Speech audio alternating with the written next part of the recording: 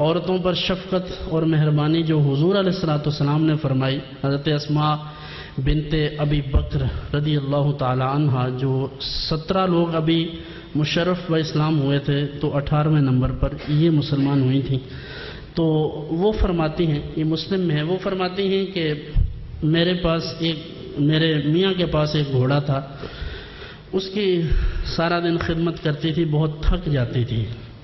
حضور علیہ السلام نے اس حال میں دیکھا، حضور نے ایک خادمہ عطا فرما دی کام کرنے کے لیے۔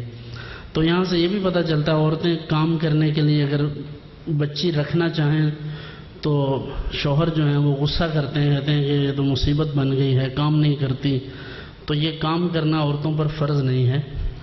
اگر وہ خادمہ رکھ سکتا ہے تو اس کو چاہیے کہ اس کو تنخواہ پر رکھ لیں، اس میں کوئی حرج کی بات نہیں ہے۔ لیکن ہمارے ہاں تھوڑا اس چیز کو سمجھا جاتا ہے کہ یہ شاید کوئی اسلام سے باہر کی بات ہے، تو نبی پاک صلی اللہ علیہ وسلم نے اس کی اجازت دی ہے۔ اور بھی حضور کی بچوں پر، بیواؤں پر جو شفقت ہے، حضرت اسماء جو حضرت جعفر طیار کی بیوی ہیں ان سے مروی ہے، وہ فرماتی ہیں کہ جب حضور علیہ الصلوۃ والسلام اس وقت کہ جب موتا میں حضرت جعفر طیار شہید ہوئے تو حضور میرے گھر میں تشریف لائے اور مجھے ارشاد فرمایا کہ جعفر کے بچے کہاں ہیں، یعنی تمہارے بچے کدھر ہیں؟ تو کہتی ہیں کہ وہ اندر سے میں باہر لائی، حضور ان کو اپنے پاس بلا کر ان کے ماتھے چومتے رہے اور ان کو اپنے ساتھ لگا کر حضور کی مبارک آنکھوں میں آنسو آ گئے تھے۔ اور سبب یہ ہوا کہ میں نے پوچھا کہ حضور کیا ہوا، جعفر طیار شہید تو نہیں ہو گئے؟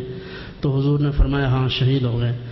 تو اب یہ بچے جعفر طیار کے ہیں لیکن رو حضور رہے ہیں، تو یہ امت پر مہربانی ہے، یہ وہ کرم نوازی ہے، یہ وہ انداز تربیت ہے جو آج سوچنے کی اور دیکھنے کی اور اسے اپنانے کی ضرورت ہے۔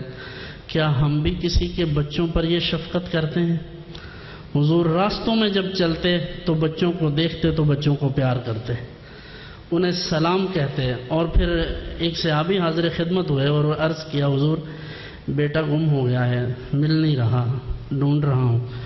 فرمایا کہ مل جائے گا، لیکن جب باہر جاؤ اگر تمہیں بیٹا مل جائے تو اسے اس کے نام سے پکارنا، اپنی شفقت اور محبت سے، بیٹا نہ کہنا، کیونکہ وہاں کچھ ایسے بچے بھی ہوں گے جن کے باپ نہیں ہوں گے، تو جب تم ان کے سامنے یہ محبت کرو گے تو ان کے دلوں پر کیا گزرے گی۔ تو حضور تو اس کیفیت کو بھی سمجھتے تھے اور اس انداز میں بھی حضور نے تربیت فرمائی اور امت کی رہنمائی فرمائی۔ اور یہ ہماری بدقسمتی ہے کہ ہم حضور علیہ السلام کی سیرت طیبہ کو نہ پڑھتے ہیں، نہ سنتے ہیں، نہ اپنانے کی کوشش کرتے ہیں۔ ہمارے سامنے چند چیزیں ہوتی ہیں، بس انہی کو لے کر چلتے رہتے ہیں۔ وقت ختم ہو جاتا ہے۔ اللہ تعالی ہمیں حضور صلی اللہ علیہ وآلہ وسلم کی سیرت طیبہ پر عمل کرنے کی توفیق عطا فرمائے، اور صحیح معنوں میں حضور علیہ السلام کی سچی جو محبت ہے، جیسے صحابہ اور اہل بیت اطہار نے حضور سے محبت کی، اللہ کریم ہمیں وہ عطا فرمائے۔ وآخر دعوانا الحمد للہ رب العالمین۔